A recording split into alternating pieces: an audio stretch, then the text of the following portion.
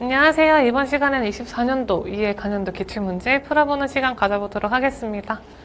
이번 시간도 계산이 많기 때문에 조금 긴 영상이 될 것 같기도 하고요. 그리고 계산이 길어가지고 이게 진짜 내가 딸만한 자격증인가 라는 생각이 많이 드실 텐데 거의 나오는 것만 나오기도 하고, 그리고 계산식을 알게 되면은 계산기를 가지고 가기 때문에 조금 더 편리하게 풀 수 있는 문제도 몇 가지 있습니다. 그러니까 포기하지 마시고 끝까지 잘 따라와 주셨으면 좋겠습니다. 1번부터 보겠습니다. 전자 배치가 이렇게 나와 있네요. 원자의 N 껍질에는 몇 개 전자가 들어있는지 보도록 하겠습니다. 일단 우리 전자 껍질부터 보도록 할게요. 전자 껍질은 우리 K, L, M 이런 식으로 해가지고 껍질이 이루어지기도 하고요. 각각 2개, 8개, 18개의 전자가 들어가게 됩니다. 오비탈도 같이 보면 좋을 것 같아요. 뒤에서 문제에서도 같이 보겠지만 지금도 같이 보면 좋겠습니다. 오비탈은 sp, d, f 이런 식으로 오비탈이 이루어져 있고, 오비탈 수는 각각 1, 3, 5, 7이 되고요. 전자수는 2, 6, 10, 14가 되겠습니다. 그래서 우리 이런 거 예전에 많이 보셨을 텐데 화학 시간이나 과학 시간 같은 거 보면은 오비탈이 이렇게 있고, 각각 s 오비탈은 전자가 s-오비탈은 하나가 있잖아요. 오비탈 하나에 전자가 2개가 들어가고, p-오비탈은 오비탈 3개에 전자가 최대 6개까지 이렇게 들어갈 수가 있겠구나 라고 생긴 게 지금 다시 나온 겁니다. 그래서 예전의 기억을 조금 떠올려 보시면은 오비탈에 대해서도 금방 친숙해질 수 있을 겁니다. 그래서 오비탈은 이렇게 생겼고 껍질은 이런 느낌이구나 라는 거 알 수가 있었고요. 우리 N껍질을 봐야 된다고 했으니까 각각 K는 2개 들어갔으니까 여기 K 껍질, 그리고 L 껍질은 8개 들어갔으니까 이거 L 껍질, 그리고 여기까지 해서 N 껍질이 됨을 확인을 해볼 수가 있겠습니다.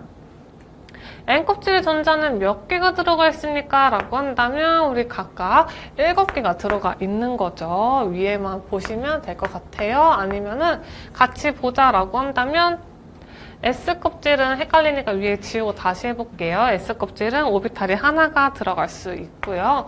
그 다음에 P는 3개가 들어갈 수 있다고 했죠. 그래서 S에는 각각 2개가 있네요. 전자가 2개이니까 이렇게 P는 5개의 전자가 들어가니까 하나, 둘, 셋, 넷, 5개다 라고 해서 총 2 더하기 5 하면은 7개다 라는 거 보실 수가 있고요.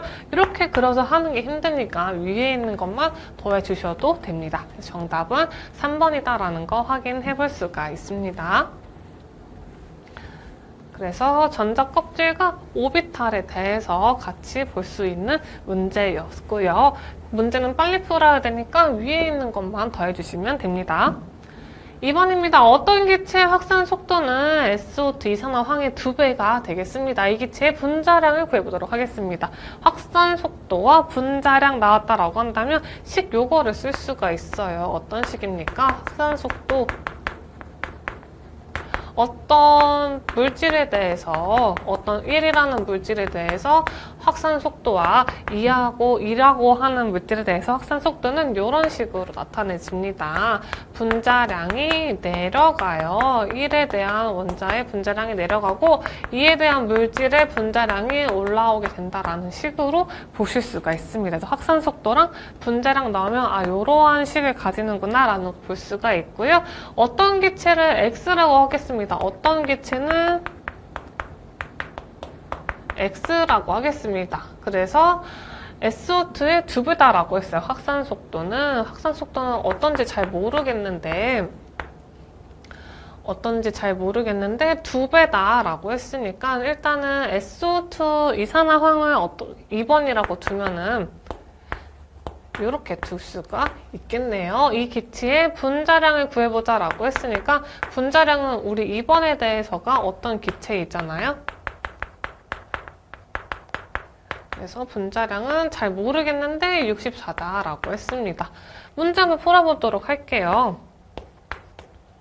일단은 2배라고 했으니까 2만 나오게 되겠죠. 그래서 루트 루트 x분의 64는 2가 되고요. 루트를 지울 수 있는 방법은 제곱을 때려줍니다. 제곱을 때려주자라고 한다면 좀 많이 봐서 다시 써볼게요. 루트 x분의 64는 2라고 했으니까 제곱을 때립니다. 그러면 루트가 지워지고 x분의 64는 4가 되죠. 그래서 위로 올라와서 풀면은 4x는 64이기 때문에 x는 16인가요? 16이 되겠습니다. 정답은 3번이다라는 거 확인하실 수가 있고요. 우리 확산 속도랑 분자랑 나왔을 때 식 이렇게 쓰는구나 라는 거 확인해 주시면 어렵지 않게 문제 푸실 수 있을 겁니다. 다음 3번 보겠습니다. 방사성 원소에서 방출되는 방사선 중 전기장애의 영향을 받지 않아 휘어지지 않는 선이 있습니다. 알파도 있고 뭐 베타도 있고 감마도 있는데 감마라는 친구가 빛이랑 진짜 유사해요. 빛 아시죠? 태양에서부터 내리쬐는 그 빛이랑 가장 유사하기 때문에 전기장을 아무리 들이대도 빛이 휘어지지 않는 것처럼 감마도 휘어지지 않습니다. 정답은 3번이다라는 거 확인해 보시면 좋을 것 같아요. 배수비례 법칙이 성립하는 화합물 나열한 것을 보도록 하겠습니다. 배수비례는 두 가지 기준이 성립돼야 되겠습니다. 구성 원소가 같아야 하고요. 근데 이제 비율이 달라야 합니다. 어떤 느낌입니까? 라고 한다면 예를 들어서 물이 이렇게 있습니다. 그러면 이런 게 그래서 물이 있을 때 물이랑 가산화수소랑 해가지고 구성 원소는 같지만 각각의 비율이 다르다라는 걸 통해서 배수비례 법칙 설명을 할 수가 있고요. 우리 구성 원소는 같은데 황이랑 산소로 같은데 각각 구성되고 있는 비율이 다르기 때문에 정답은 2번이다라고 구해주시면 되겠습니다. 나머지는 일단 첫 번째부터 다르죠. 구성하고 있는 원소가 달라서 배수비례 법칙이 성립할 수 없다라는 거 보실 수 있습니다. 5번입니다. 화합물 수용액 농도가 모두 0.5몰이라고 했어요. 끓는 점이 가장 높은 거 골라보도록 할게요. 끓는 점 구한다라고 한다면 반트호프의 법칙 잠깐 가지고 오면 되겠죠.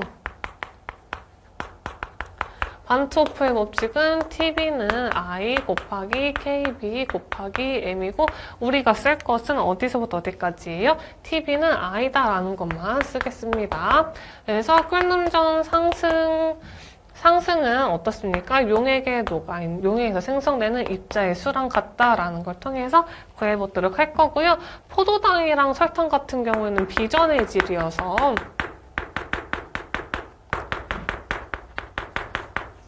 I가 다 1이 됩니다. 용액에 녹아있는 용액에서 생성되는 입자의 수가 1이 되는 거고요.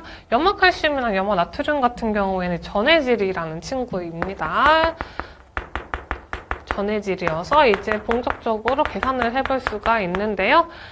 염화칼슘에서 CA는 CA2 플러스로 나타내지고 염화는 나트륨으로 염소는 이렇게 마이너스로 나타내게 되는 거죠.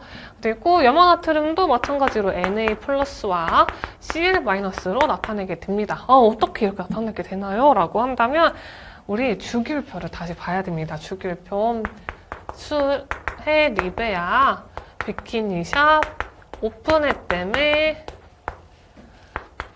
나만 알 수 있었는데 펩시콜라 사주면 알려줄게 하고 캬 이렇게 했었죠. 그래서 우리 칼슘 어디 있습니까? 칼슘은 여기에 있죠? 여기에 있기 때문에 이거 2족이잖아요. 플러스 2로 되는 거고 나트륨 같은 경우에는 1족이니까 플러스 1의 산화수를 갖고요. 염소 같은 경우에는 여기에 있잖아요. 그래서 여기는 마이너스 1의 산화수를 가지게 됩니다. 라는 걸 이용해서 문제를 푸시면 되겠습니다. 산소 많이 나오는데 산소는 마찬가지로 마이너스 2의 산화수를 가져요. 그래서 문제 계속 이어서 보겠습니다. 우리 칼슘이 하나가 있고 우리 염소가 2개가 있기 때문에 I는 3이 되는 거고요. 나트륨 하나랑 Cl 하나가 있죠. 1, 1이잖아요. 그래서 우리 I는 2가 되는 겁니다. 그래서 가장 높은 건 어떤 겁니까? 라고 한다면 끓는정 상승은 어떻습니까? I랑 같다고 했으니까 I가 가장 높은 것은 3번이죠. 그래서 정답은 3번이다 라고 보시면 되겠습니다. 그래서 주기율표를 꼭 잘 외워주셔야지 문제 푸는데 도움이 많이 되고요. 이게 다 그냥 머릿속에 잘 안 들어올 때가 많잖아요. 시험이라서 긴장도 많이 되고 빨리 풀어야 된다는 그런 압박감도 있으니까 그래서 꼭 연습장에다가 나타내시고 푸시는 게 더 정확하다라는 거 말씀드립니다. 6번 볼게요. 일정한 온도에서 물질 A와 B가 반응을 할 때 A의 농도만 2배로 하면 반응 속도가 2배가 되고요. B의 농도만 2배로 하면 반응 속도가 4배로 된다고 했습니다. 반응 속도식을 적어보도록 할게요. 첫 번째, A의 농도만 2배로 하면은 어떻습니까? 2배가 되고 B의 농도만 2배로 한다라고 한다면 4배가 된다라고 했어요. 무려 2의 제곱이 되는 거예요. 그러면 A 했을 때는 그냥 그대로 A가 나오면 되죠. A에 2를 넣었다라고 하면은 A가 나오는 거고 B에 2를 넣었는데 이 친구는 B의 제곱이 나오는 거니까 A랑 B의 제곱을 곱해준 거를 구해주면 되겠네요. 그래서 정답은 1번이다라는 거 어렵지 않게 문제 풀어보실 수 있었을 겁니다. 7번입니다. 이 친구 아세트산이 이렇게 반응했을 때 전리평형상수 K는 아래와 같습니다. K값을 변화시키기 위한 조건으로는 거의 유일하게 온도밖에 없어요. 온도를 변화시킨다라는 거 구해주시면 되겠습니다. 8번입니다. 다음 화학 반응식 중 실제로 반응이 오른쪽으로 진행되는 것을 구해보도록 할 거고요.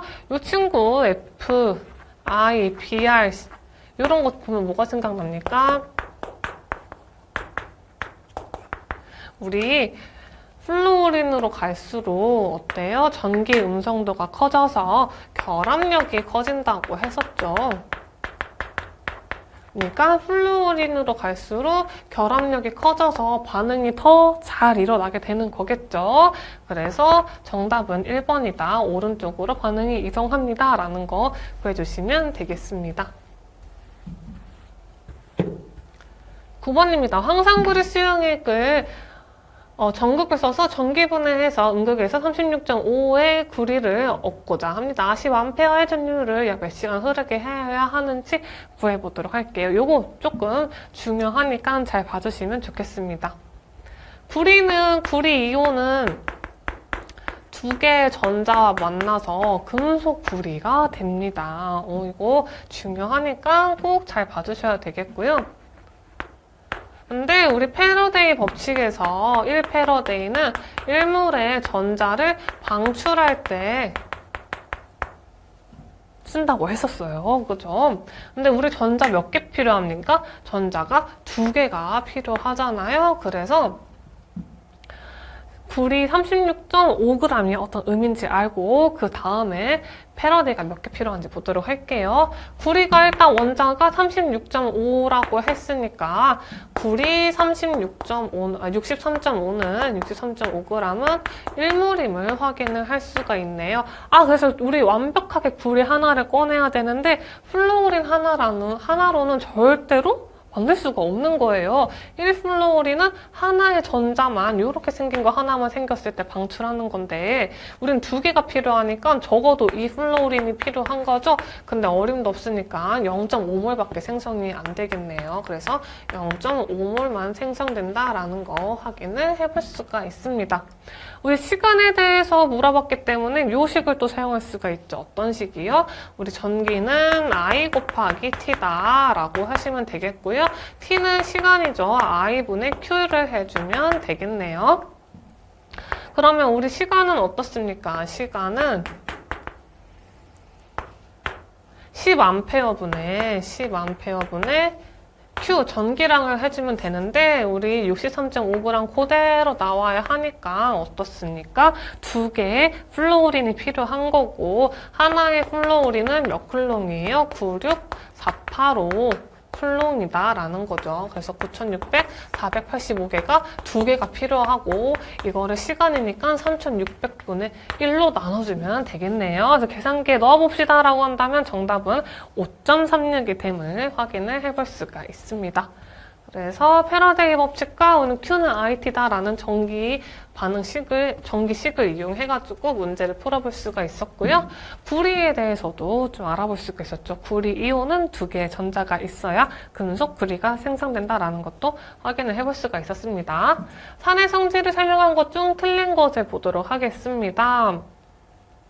4번을 한번 보도록 할게요. 일단 1, 2, 3번은 맞는 거고요. 붉은색 리트머스 종이를 푸르게 변화시키는 것은 연기에 대한 내용이고요. 4는 반대로 알아두시면 되겠습니다. 정답은 4번이다라는 거 확인해 볼 수가 있어요.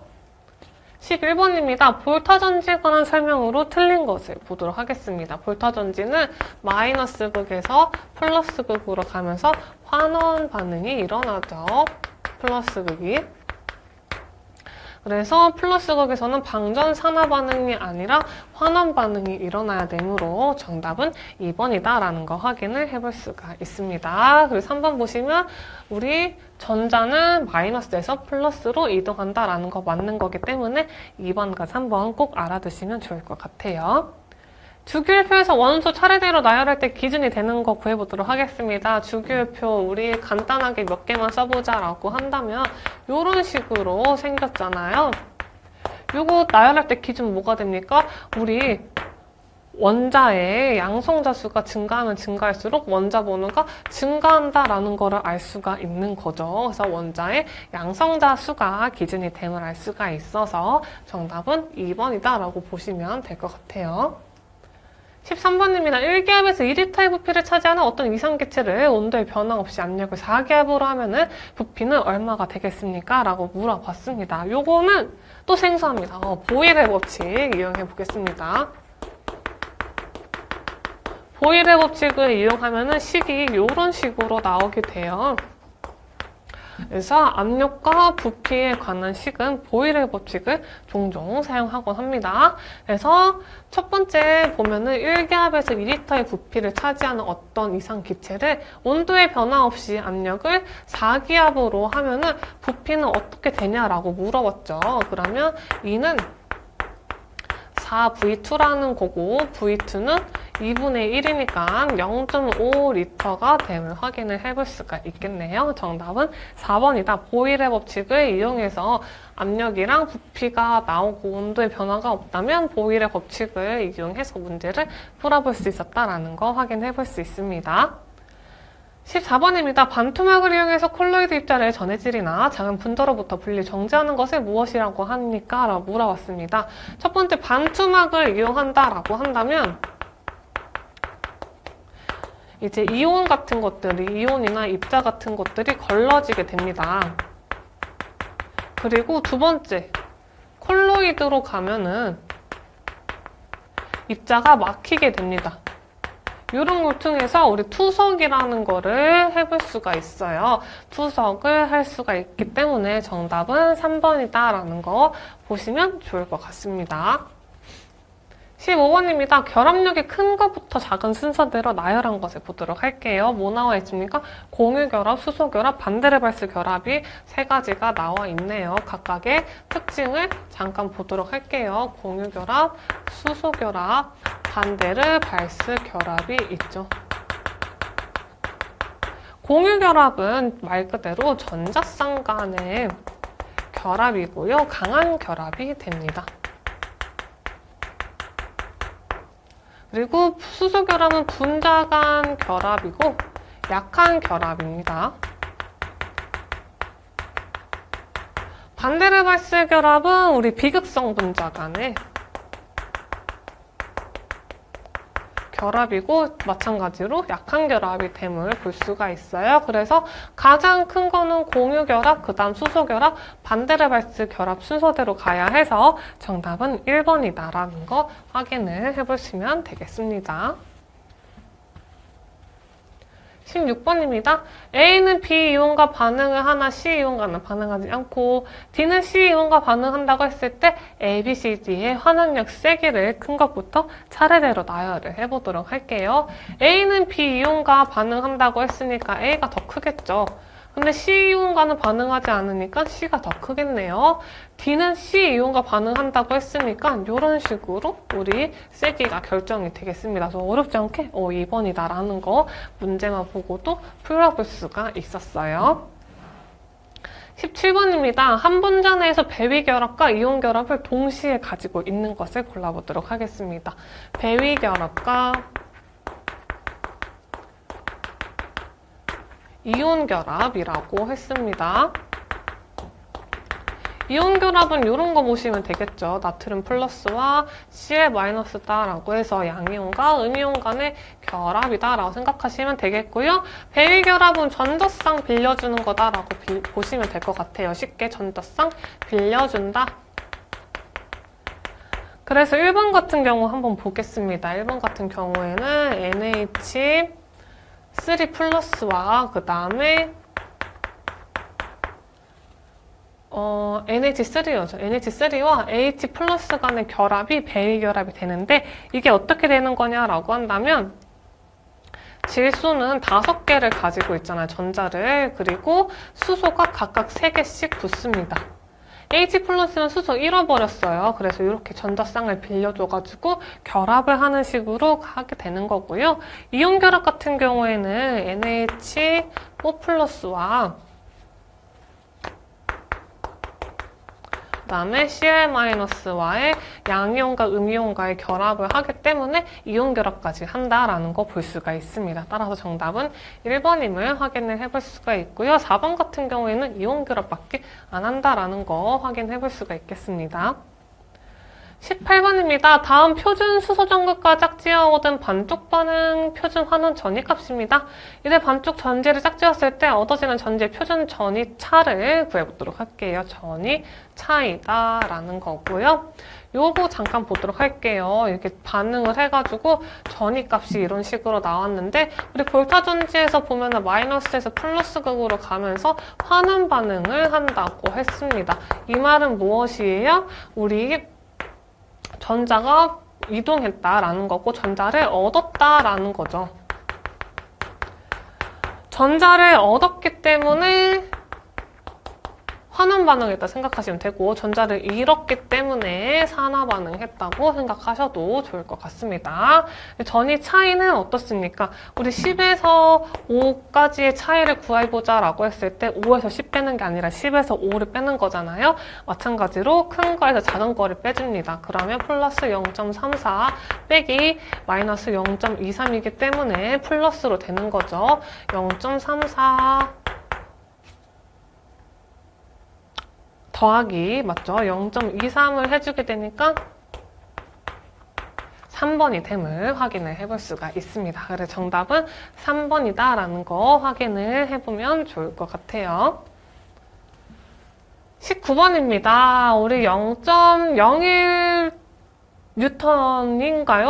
0.01에 우리 아세트산의 전리도가 0.01이면은 산성이 얼마인지 물어봤습니다. 그래서 우리 H 플러스 pH는 산성을 어떻게 구합니까? 마이너스 로그 H 플러스라고 우리 이렇게 식이 되어져 있는 거죠. 마찬가지로 POH는 마이너스 로그의 OH 마이너스가 됩니다. 근데 우리는 여기 위에 있는 것만 이용할 거예요. 그러면 우리 H 플러스는 어떻게 구하는지 구해봐야 되겠죠. 우리 수소이온은 어떻게 구합니까? 한다면 농도 곱하기 전리도를 해주면 되는 거고 농도는 0.01이라고 나와줬고 전리도도 0.01이라고 주어졌기 때문에 0.0001인 10의 마이너스 4가 됨을 확인을 해볼 수가 있겠네요. 우리 H 플러스가 10의 마이너스 4다라는 걸 구했어요. 그러면은 여기다 넣어주면 되겠죠. 그래서 pH는 마이너스 로그의 10의 마이너스 4인데 요거는 10의 마이너스 4는 로그 10의 10은 1이잖아요. 튀어나와서 마이너스 1, 마이너스 4가 됩니다. 그래서 플러스 4가 되기 때문에 정답은 2다라는 거 확인을 해보실 수가 있습니다. 그리고 참고로 수학인데 이거는 로그 10의 10은 이렇게 그냥 1로 나타내는 거 꼭 기억해 주시면 좋을 것 같아요. 그래서 19번의 정답은 2번이다 라는 거 보시면 되겠고요. 우리 pH랑 pOH씩 각각 이렇게 두 가지로 나눠진다 라는 거 확인해 보실 수 있습니다.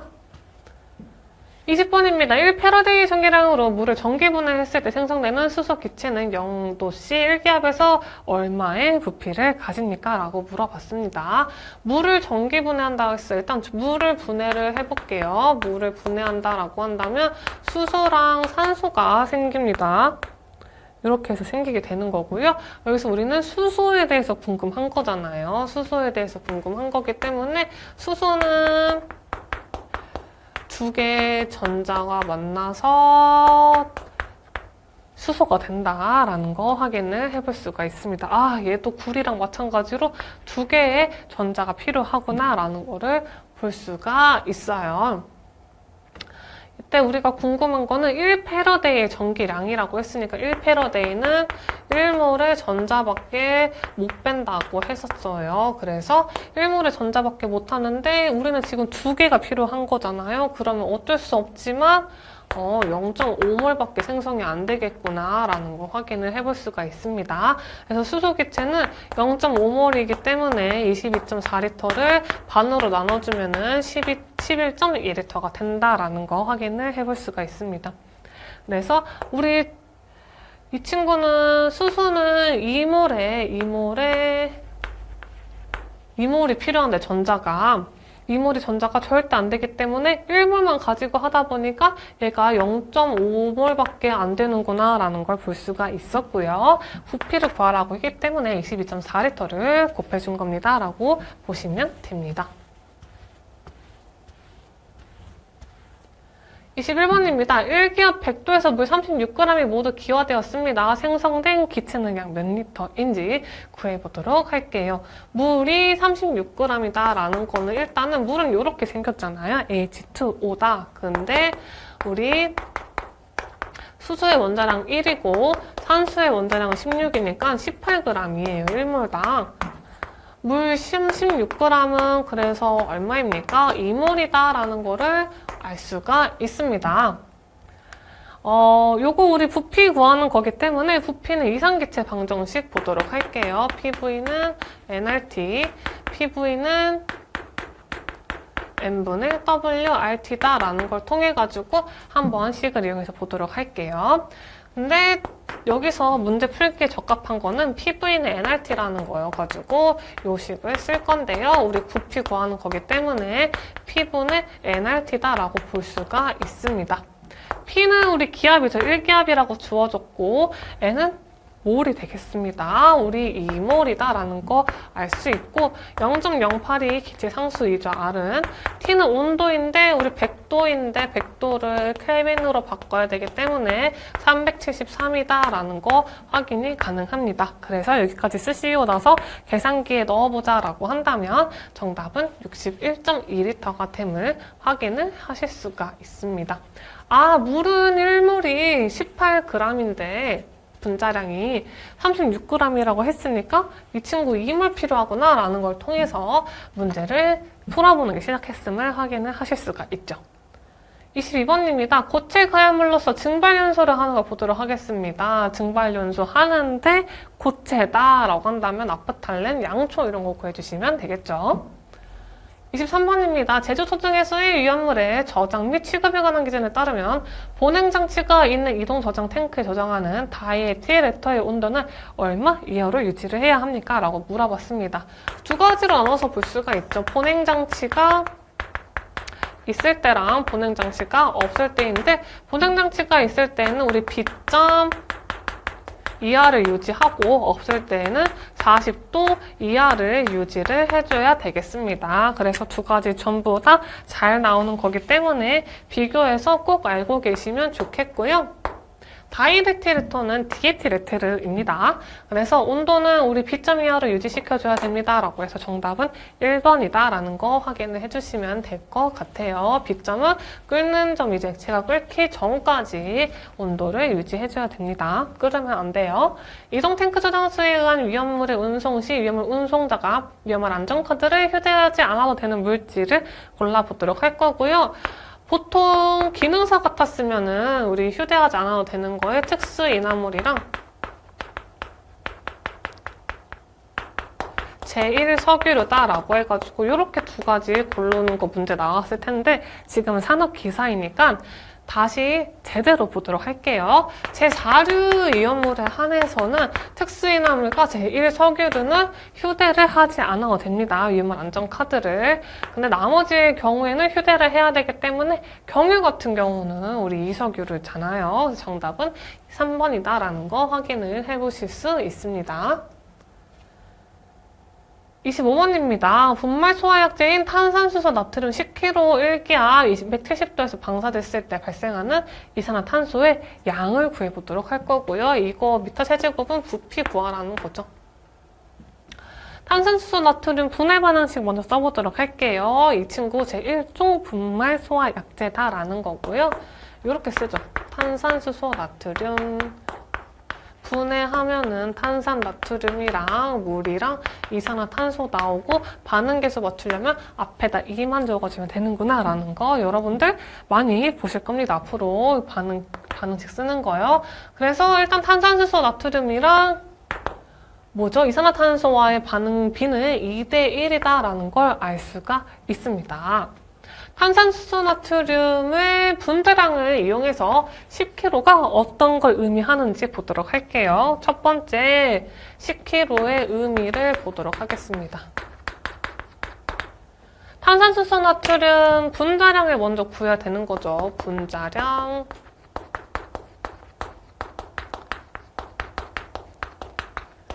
나트륨은 원자량이 23이고 수소는 1, 그리고 탄소 12, 산소는 16이니까 계산을 해봅시다. 그러면 이렇게 더하면 24이고 이렇게 더하면 36이고 이거 곱하면 48이기 때문에 84g이 나오게 되는 거네요.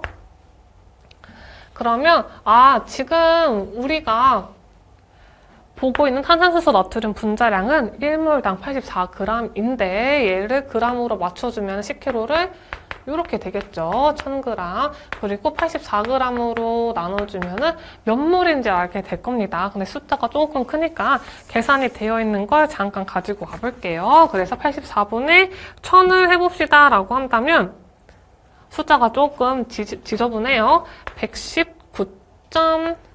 119.05몰이다라는 걸 알려주는 거였어요. 그래서 10kg의 의미는 119.05몰이야 라는 걸 알려주기 위함이었구나 라는 걸 확인을 해볼 수가 있습니다. 네, 그래요. 그래서 요거를 가지고 이제 우리 이상기체 방정식을 이용해서 문제를 마저 풀어보면 되겠죠. 혹은 PV는 NRT를 쓰면 되겠습니다. 근데 우리 기압이랑 온도 나왔고 질량 알 수 있으니까 요거 PV는 n분의 WRT 이용해서 써보도록 할게요. NRT 써도 되고요. NRT 써볼까요? 여기 문제 나와 있는 것처럼. 그러면 P는 어떻습니까? V는 어떻습니까? 부피 구해야 되니까 V는 P분의 NRT다라는 걸 볼 수가 있고요. P는 기압이죠? 기압은 문제에서 얼마라고 주어졌습니까? 1기압이다라고 주어졌고 몰수를 아직 안 구했네요. 우리 이 친구 얼마나 들어있습니까? 질량이 2대 1로 반응한다고 했는데 우리 탄산수소 나트륨은 이미 2몰을 가지고 있고 우리는 그거의 반값인 이산화탄소가 필요한 거죠. 나누기 2를 또 해줘야 돼요. 나누기 2를 깜빡하고 안 해줬네요. 라고 한다면 나누기 2를 하면은 59.526몰이 알 수가 있습니다. 2대1로 반응을 하니까 우리 2일 때는 119.05몰인데 우리 이산화탄소 구하는 거잖아요. 나누기 2 해주면은 59.526몰이다 라는 거예요. 그래서 59.526 곱하기 기체상수 0.082 곱하기 우리 온도인데 온도 270도인데 절대 온도로 나타내야 되니까 더해주면은 543 켈빈이 되겠네요. 그래서 543까지 넣어주고 계산기에 넣어주면 되겠습니다. 되게 복잡했어요. 그래서 계산기에 넣어주자라고 한다면 정답은 1번이 됨을 확인을 할 수가 있겠습니다. 그래서 탄산수소 나트륨의 분해 방식 먼저 적어주고 10kg의 의미를 알아야 하기 때문에 분자량을 먼저 구해줬어요. 분자량을 이런 식으로 구해줬을 때 10kg는 키로랑 그램은 그램으로 맞춰서 푸는 게 편하잖아요. 그래서 10kg는 탄산수소 나트륨이 119.05몰이다 라는 뜻이었구나 라는 걸 알게 되었고, 근데 이게 2대1로 반응을 하는 거니까 우리는 이산화탄소 구해야 되는 거잖아요. 이산화탄소에 한해서는 반을 나눠줘야 됐구나 라는 걸 또 볼 수가 있었던 거죠. 그래서 이상기 태방 정식을 통해서 다 우리가 구했던 거 넣어보자 라고 한다면 이런 식으로 계산 결과가 나오는구나 라는 거 확인을 해볼 수가 있었습니다. 되게 복잡하고 중간에 계산을 해야 했던 숫자들도 좀 지저분한 문제였어요. 근데 이거 하나 푸시고 나면은 이상기체 방정식이랑 이제 반응 B에 대해서 완벽하게 이해를 하실 수가 있었을 겁니다. 26번입니다. 이산화탄소가 불연성인 이유는 무엇입니까? 라고 한다면 불연성은 안 탄다는 거예요. 불에 잘 안 탄다라는 겁니다. 그래서 이산화탄소는 산소와 반응을 하지 않기 때문에 불연성이다라는 거 확인을 해보시면 되겠습니다. 27번입니다. 위험물의 저장 창고에서 화재가 발생하였습니다. 주수에 의한 냉각소화가 적절치 않은 위험물을 보도록 할게요. 주수 소화가 적절치 않다라고 한다면 물과 닿았을 때, 물과 반응했을 때 폭발이 일어나는 거 골라주면 되겠습니다. 제일 유명한 거 뭐 있어요? 우리 제1류 이온물 중 무기가산화물, 알칼리 금속 가산화물 같은 경우에는 물이랑 반응하면은 수산화 나트륨 생기고 그리고 산소 발생하면서 폭발의 위험이 엄청 높다고 했었죠. 그래서 1류 이온물 중에 무기가산화물, 알칼리 금속 가산화물 같은 경우에는 물이랑 절대 소화가 안 됐고 질식 소화를 했었어요. 나머지는 주수 소화 가능했었죠. 그래서 적절치 않은 거 고르라고 해서 정답은 2번이다 라고 골라주시면 되겠습니다. 28번 보겠습니다. 표준 상태입니다. 표준 상태는 우리 어떤 상태예요? 0도씨 1기압에서 22.4리터가 되는 거죠. 벤젠 2몰이 완전 연소하는데 필요한 이론 공기 요구량을 리터를 구해보도록 하겠습니다. 부피이죠. 보도록 하겠습니다. 벤젠은 어떻게 생겼습니까? 벤젠 C6, H6라고 생겼고 완전 연소했더니 우리 이산화탄소와 물이 나왔습니다. 반응계에서 맞춰주자라고 한다면 이런 식으로 맞춰줄 수가 있어요. 그래서 2몰이 완전 연소하는데 필요한 산소는 15몰이 필요가 한다라는 거 확인을 해볼 수가 있습니다. 15예요. 2대15로 반응을 한다라는 거고요. 우리 공기의 부피를 구해보자라고 한다면 공기의 부피는 산소의 농도가 0.21이라고 했으니까 산소 부피만 구해주면 되겠죠? 그러면 우리 15 곱하기 22.4리터를 해주면은 부피가 나오겠네요. 15 곱하기 22.4리터 한번 계산되어 있는 거 가지고 와보겠습니다. 그러면 336리터가 나온대요. 336리터가 나오고 우리 공기 부피식에다가 넣어두면 되는 거죠. 0.21에다가 336을 해줍니다. 네, 그러면 정답이 뭐가 나옵니까? 1600이 나온다라는 거 확인을 해볼 수가 있습니다. 공기 부피는 0.21분의 산소 부피다라는 거 너무 중요하기 때문에 꼭 알아두시면 좋겠습니다. 그리고 부피 구할 때는 표준 상태라고 했으니까 부피는 22.4리터죠. 그래서 22.4리터를 곱해 주셔야 해요. 29번입니다. 건축물 화재 시 성장기에서 최성기로 진행이 된다고 했을 때 갑자기 화염이 실내 전체도 급격히 확대가 되는 연소 현상을 구해보자라는 거고요. 성장기와 최성기 사이에 있는 친구는 플래시오버라는 친구가 됩니다. 그래서 정답은 2번이고 이 친구는 플래시오버는 성장기랑 최성기 사이에 있다라는 단계가 제일 중요하다라는 거 알고 계셔주시면 좋을 것 같아요. 30번입니다. 옥내 소화전 설비 기준으로 옳지 않은 거 보겠습니다. 옥내 소화전하면 화재 발생 시 화재 등에 의한 피해 우려가 많은 장소에 설치하는 게 아니라 이게 맞는 것처럼 보일 수가 있어요. 왜냐하면 화재가 발생할 우려가 많은 장소는 언제든지 화재가 나니까 바로바로 소화기 꺼내서 쓰자라는 것의 의미로 보일 수가 있는데 우려가 많은 장소에 설치를 하면은 뭐가 발생해요?